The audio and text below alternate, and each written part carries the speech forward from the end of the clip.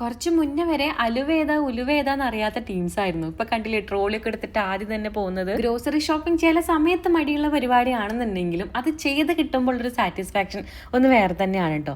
അങ്ങനെ ഇത്തവണത്തെ വീക്ക്ലി ഷോപ്പിങ്ങിന് നമ്മൾ പോയിട്ടുണ്ടായിരുന്നത് റാസൽ ഖൈമയിലെ നെസ്റ്റോയിലാണ്. ആദ്യമൊക്കെ കണ്ണി കണ്ടതൊക്കെ വാങ്ങിക്കുമായിരുന്നു, പക്ഷെ ഇപ്പം അങ്ങനെയല്ല കേട്ടോ. എല്ലാം നമ്മൾ പ്ലാൻ ചെയ്തിട്ടാണ് വാങ്ങാറുള്ളത്. കൂടുതൽ നമുക്ക് ഫ്രൂട്ട്സും വെജിറ്റബിൾസും ചിക്കനും മുട്ടയ്ക്കാണ് വേണ്ടത്. പാക്ക്ഡ് ഫുഡ് ഐറ്റംസും ബേക്കറി ഐറ്റംസും ഒന്നും നമ്മൾ വാങ്ങാറേ ഇല്ല കേട്ടോ. അബുദാബിയിൽ ആയിരുന്ന സമയത്ത് മന്ത്ലി ഗ്രോസറി ഷോപ്പിങ്ങിന് 500 ആവുള്ളൂ എന്ന് പറഞ്ഞപ്പോൾ എല്ലാവർക്കും അത്ഭുതമായിരുന്നു. പക്ഷെ അന്നാണെന്നുണ്ടെങ്കിൽ ആൾക്ക് ഓഫീസിൽ ലഞ്ച് ഉണ്ടാവും കേട്ടോ. അപ്പോൾ അത്രയും എക്സ്പെൻസ് നമുക്ക് കണ്ടാൽ മതി. പക്ഷെ ഇപ്പോഴാണെന്നുണ്ടെങ്കിൽ നമുക്ക് 2 പേർക്ക് 3-4 നേരം ഫുഡ് വേണം.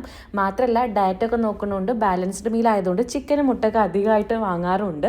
മാത്രമല്ല അന്നത്തെക്കാളും റേറ്റ് എല്ലാ സാധനങ്ങൾക്കും കൂടിയിട്ടുണ്ട്. അതുകൊണ്ട് തന്നെ വീക്കിൽ ഇപ്പോൾ ഷോപ്പ് ചെയ്യണമെങ്കിൽ 100-ൻ്റെ ഉള്ളിൽ നിർത്താൻ പറ്റാറില്ല. എപ്പോഴും 200-ൻ്റെ അടുത്താവാറുണ്ട് കേട്ടോ. ഇന്നിപ്പോൾ ആൾക്ക് ഓണത്തിന് ഇടാൻ വേണ്ടിയിട്ട് ഒരു പുഷ്പിച്ച ഷർട്ട് മേടിച്ചുകൊണ്ട് 200-ൻ്റെ മേലെ പോയിട്ടുണ്ട്. നാട്ടിൽ ഏകദേശം ഒരു 6000 രൂപയോളം വരും കേട്ടോ ഇന്നത്തെ ഗ്രോസറി ഷോപ്പിംഗ്.